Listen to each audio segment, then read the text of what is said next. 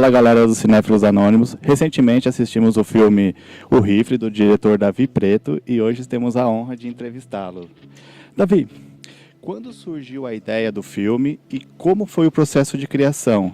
E também o processo de busca dos atores do filme, já que o elenco são um elenco não profissional.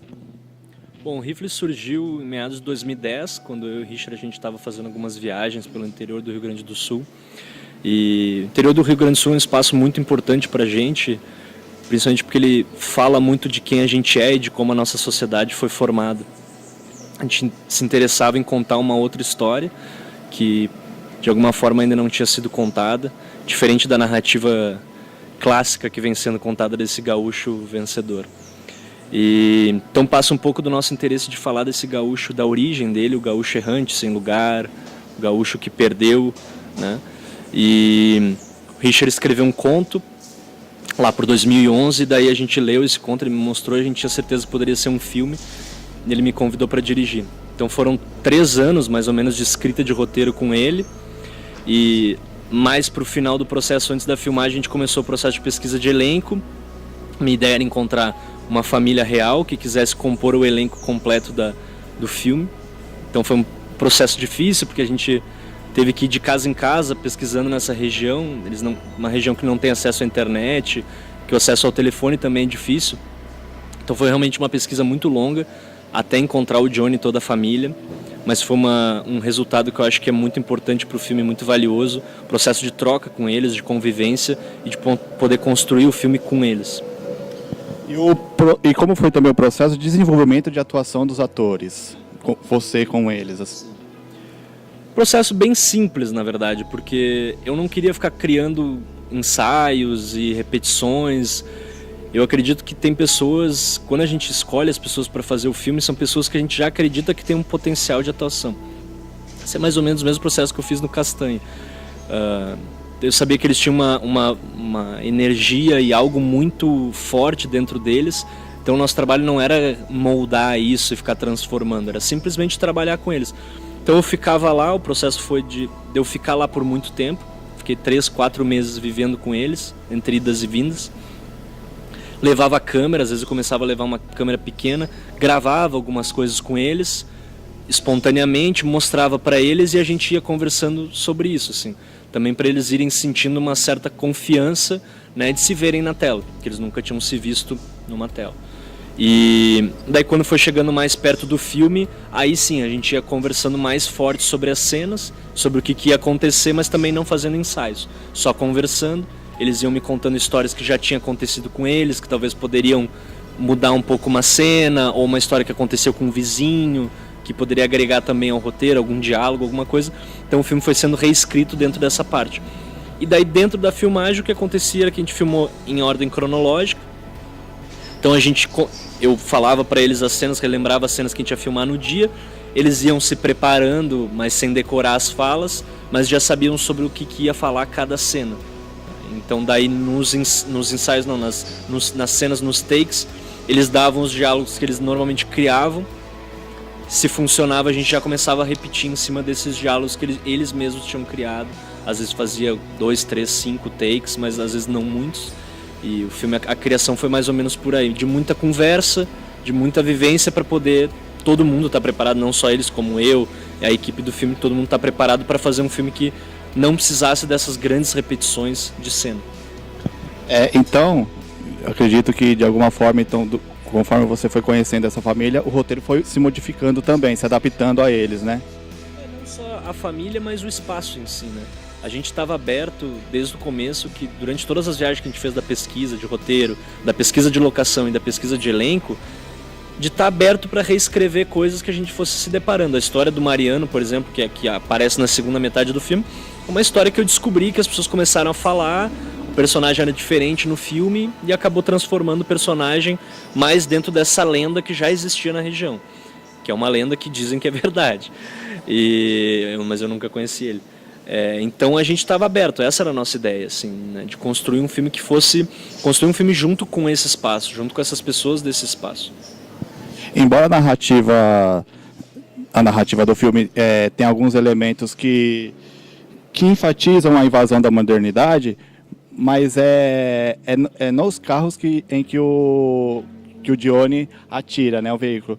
Nesse caso, no seu contexto, a mecanização em massa é a sua visão, assim, é a maior culpada pelo esvaziamento do campo rural?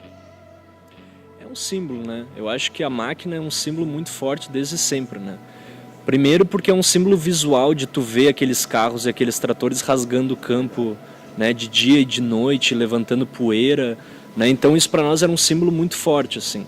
É claro que a máquina ela tem também um resultado prático, que quando tu coloca uma máquina gigantesca, tecnológica, ela faz o serviço de que várias famílias fariam, né? Então tem um resultado prático que é que essas famílias começam a não ter mais emprego, né? Porque elas não sabem operar essas máquinas, ou o valor que querem pagar para elas operar essas máquinas já não é tão bom, né? Então tinha um pouco desses dois lados, o lado pragmático do resultado disso, do que a máquina significa, e o visual também, que era muito forte, muito simbólico, né? O barulho que essa máquina faz lá naquele lugar, que é um lugar tão silencioso, e às vezes tem um trator que fica o dia inteiro rodando em círculos um campo e tu ouve aquilo, né? Quase como se fosse um elemento pulsante fantástico, né? Então eu comecei a sempre chamar o filme de alguma forma um filme de monstro, porque parece que são monstros, né? Esses tratores, esses caminhões, parece que são monstros cruzando o campo à noite, né? Então me interessava essa linguagem também. Percepção, é verdade. Outra situação que eu gostei muito do filme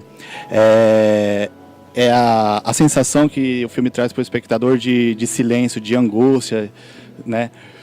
Principalmente nas cenas em que o Dione pega o rifle para atirar. Então toda aquela espera, todo aquele momento, né, da partida do tiro, tem todo aquele silêncio, aquela dramatização, e isso causa uma angústia para o espectador, uma angústia legal, uma sensação bacana, né? E isso é característica da personalidade do Dione? Acho que isso é característica do lugar, principalmente, assim, né? A gente queria trabalhar um outro tempo dentro do filme, que é um tempo que esse espaço evoca, né? Então, por exemplo, quando tu tá lá e alguém ouve que um caminhão vai passar, tu ouve ele muito antes dele passar, né? Já tem um ruído bem no comecinho, que é um ruído muito longe, mas que todo mundo já sabe que é um caminhão. E a gente começou a entender o que esse ruído era. Então nos interessava trabalhar um pouco isso. As pessoas sabiam que ia passar um caminhão 2 minutos dele passar, né? Então o filme tinha essa espera também, que a gente queria de alguma forma construir e compartilhar isso, né? Essa espera de um outro tempo, né? Que as pessoas sabiam que alguém ia chegar e tu esperava o dia inteiro para essa pessoa chegar, né? Porque tu sabia que ela saiu da cidade, mas até chegar ali demorava 2 horas. Então esse outro tempo para nós nos interessava construir, e dentro da cena de ação, enfim, da cena de violência no filme, nos interessava também colocar isso dentro dessas cenas. Bacana. O filme foi premiado no Festival de Brasília e também ele foi exibido no Festival de Berlim, né? O que o público pode esperar de Rifle?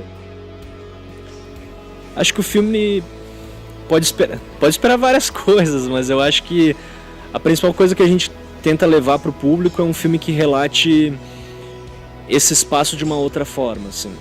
É uma outra narrativa, são pessoas que vivem lá, que construíram a história parecida com a deles, ou histórias que eles já vivenciaram, ou que alguém vivenciou.